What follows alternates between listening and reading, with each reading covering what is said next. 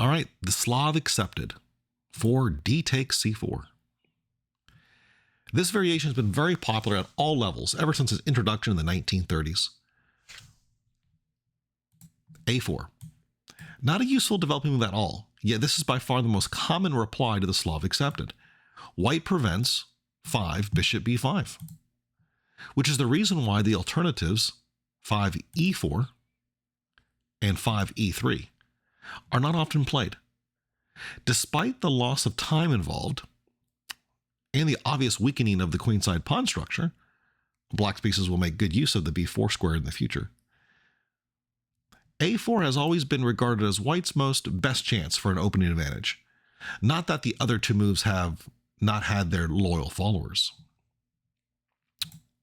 5. e4, dubious, is a true gambit because black remains a pawn up after b5.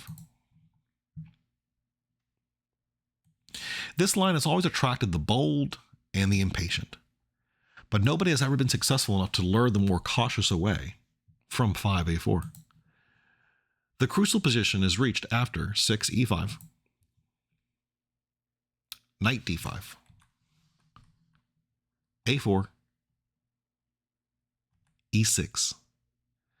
White has more space on the king side and may try to utilize this by playing 8a takes b5, knight takes c3, b takes c3, c takes b5, knight g5, bishop b7, queen h5, g6, queen g4. Or an immediate knight g5 on move 8. The problem with this type of approach is that although it does offer prospects of a quick and brilliant win, it also opens the door to a most drastic defeat. 5. e3 is a very different cup of tea. In fact, this is even more cautious than 5a4. Since white not only avoids having to play a gambit, but he also avoids having to weaken his queenside. Here, too, b5 by black is the critical reply. But now white can play a4 on the 6th move, forcing b4, and thus robbing the c4 pawn of its cover. Now 6 does not work on account of a takes b5, c takes b5, knight takes b5. However, white will have to withdraw his knight from c3 and redevelop this piece, which means that he can put very little immediate pressure on his opponent's position. Knight a2, e6 leaves the knight awkwardly stranded on a2, while after knight to b1, bishop a6, white will have to invest additional time and effort in getting his pawn back. Black will be able to develop his pieces quite comfortably in both these lines. Nevertheless, this line may be perfectly suitable for those wishing to reduce the element of risk to a minimum. 5. Bishop f5. This simple developing move has always been by far the most popular choice. Black has a much more provocative alternative in 5 bishop to g4, inviting knight to e5, which is a main line after bishop f5 as well. So this looks totally stupid because now the knight on e5 attacks the black bishop and white gains a tempo. However, there's actually a very clear point to this. After bishop h5, f3, black plays knight on f to d7.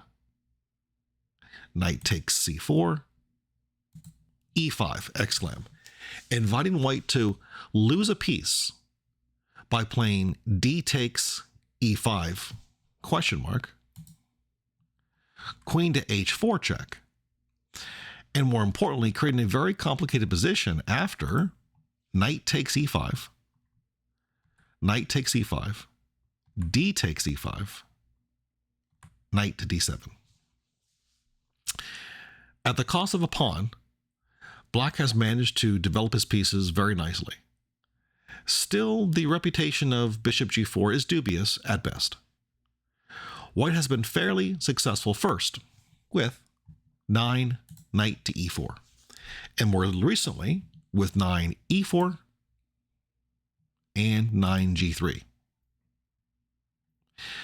Black may also consider the non-committal fifth move of knight to a6.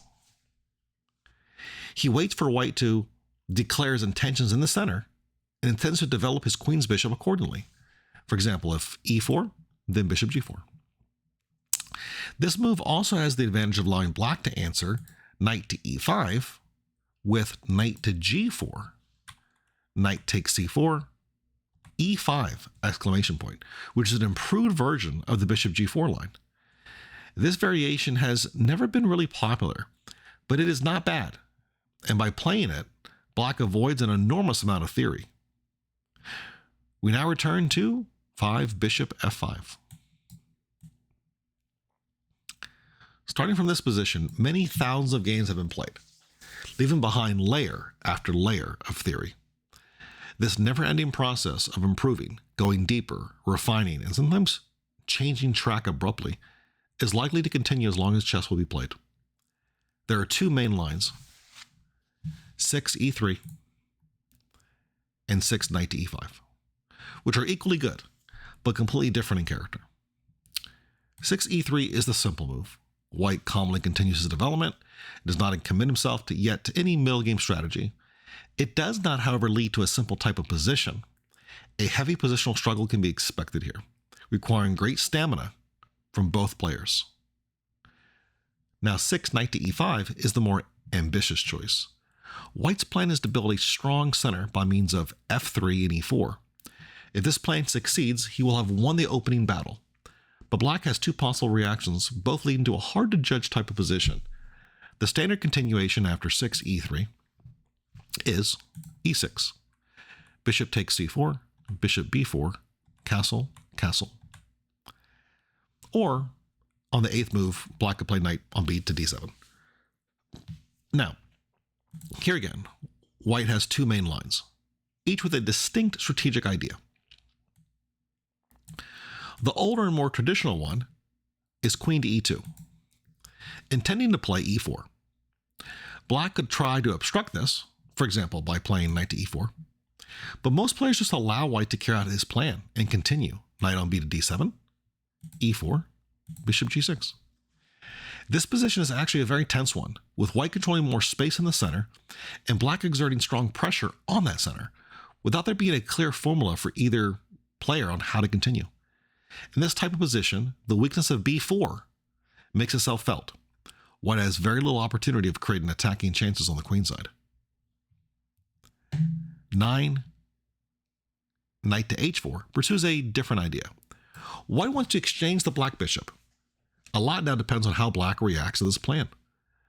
Initially, knight to h4 was most often met by bishop g4, intending to draw the white's kingside pawns forward and hoping to exploit any weaknesses that might result from f3, bishop h5, g4, and bishop to g6. In practice, however, this has been proved to be no easy task for black. Nowadays, the laconic knight on b to d7 is usually preferred. Bishop to g6 is also possible. After knight takes f5, e takes f5, white then has the two bishops, but the pawn on f5 forms a strong barrier against an attack both in the center and on the king side. Against the 6th move, knight to e5, there are also two main defenses. Black can do e6 or knight on b to d7. The crucial test of e6 is f3, bishop b4, e4. When the point of black's opening play is to sacrifice a piece for 3 pawns by playing bishop takes e4, f takes e4, knight takes e4. This sets the opponent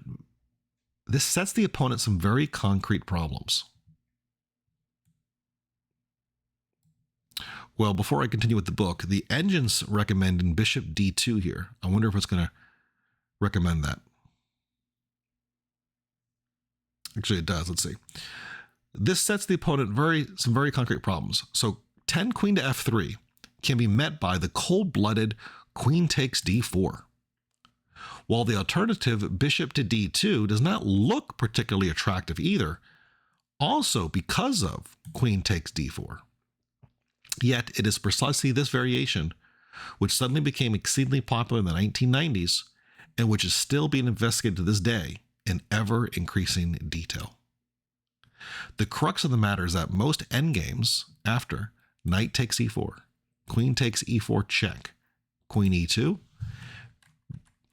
bishop takes d2 check, king takes d2, have turned out to be much more difficult for black, often to the point of being untenable than older theory assumed.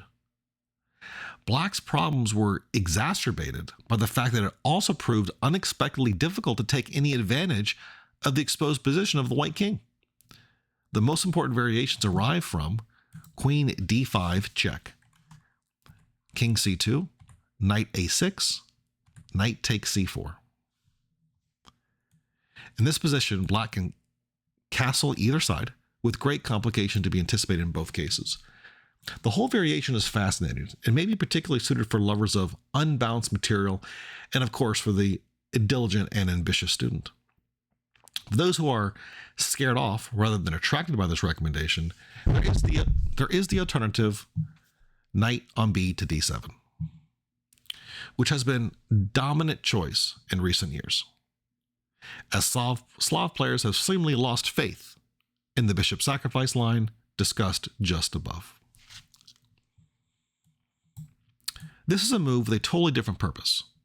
Black wants to meet knight on 7, knight takes c4 with queen to c7, when he is threatening to take the initiative in the center himself by playing e5. White has only one effective antidote to this plan. 8, g3, e5, d takes e5, knight takes e5, bishop f4, forcing the opponent to slow down a little in order to neutralize the pin against his knight on e5. This could be achieved by either rook to d8, queen c1, bishop d6, or by knight on f to d7. The latter is the more popular choice. After bishop g2, the traditional line is f6 and castle, when black can choose between bishop e6 or the sharper and more modern knight to c5. In neither case has white found an easy to break down black's firm hold on the center. However, since 2000, the 11th move for black, g5, interesting, has been a major alternative that white must take very seriously. Despite its shocking appearance, this move has a firm logical foundation as it breaks the pin on the e5 knight due to white's undefended knight on c4.